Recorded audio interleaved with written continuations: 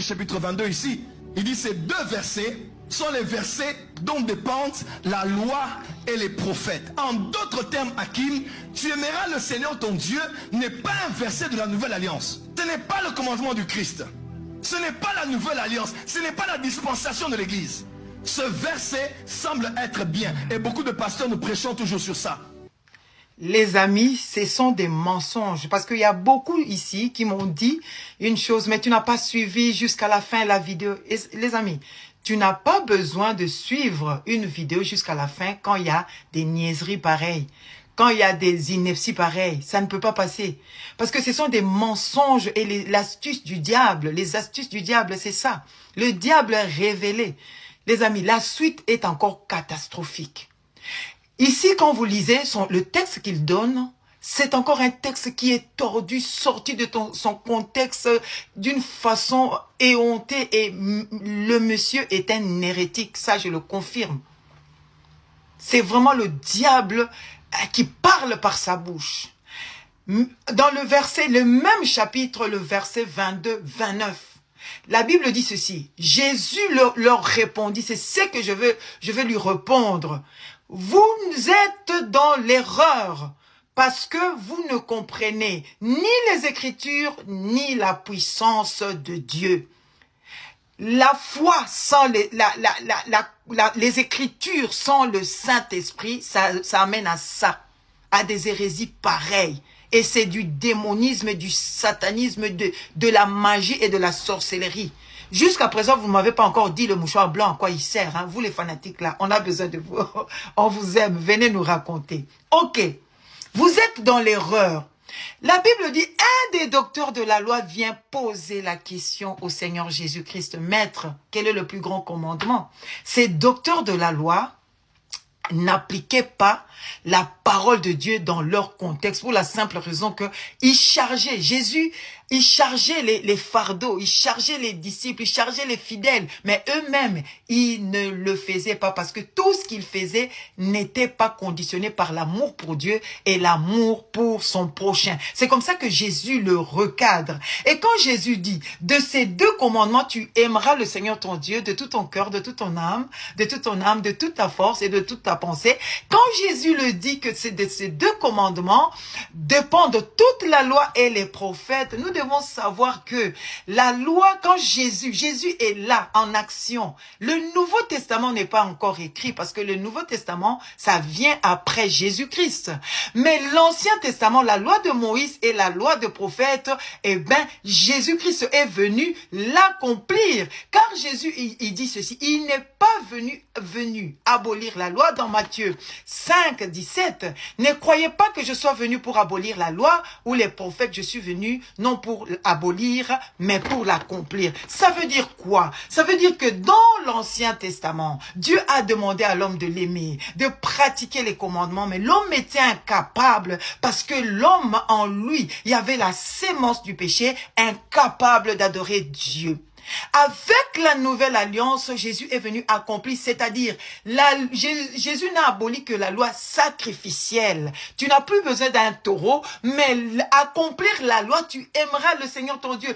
Toute la loi de l'ancêtre, il est venu l'accomplir pour nous donner la capacité d'accomplir cette loi-là en ayant le Saint-Esprit en nous. Ça, c'est très important. Si tu n'as pas le Saint-Esprit, eh bien, tu ne peux pas obéir à la loi de Dieu. C'est comme ça qu'il y a des hérésies pareilles, des mensonges pareils. Alors, nous allons encore lire.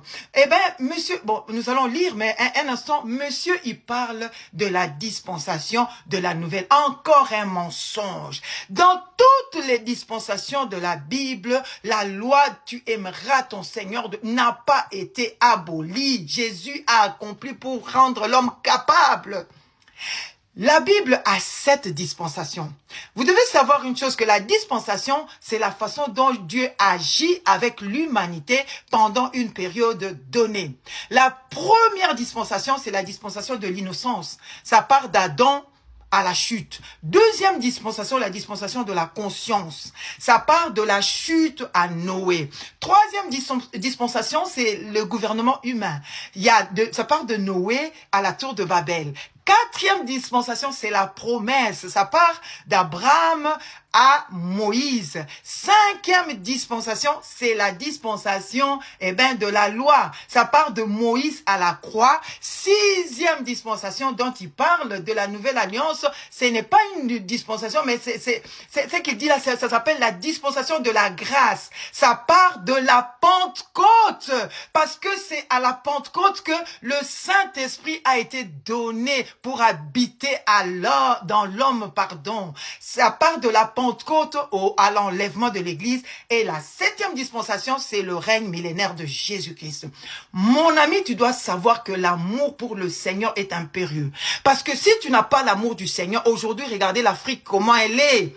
Parce que les hommes n'adorent pas Dieu. L'Église a pour mission d'adorer Dieu. Le premier mandat de l'Église, la première mission de l'Église, tu es sauvé pour adorer Dieu. C'est l'adoration à Dieu, pas à ton pasteur, pas à ton prophète. Aujourd'hui, tu ne peux pas recevoir de Dieu si tu n'adores pas. Moi, aujourd'hui, je vais te choquer, mais ne sois pas choqué. Tu dois savoir une chose, si tu n'aimes pas Dieu, Dieu non plus ne t'aimera pas.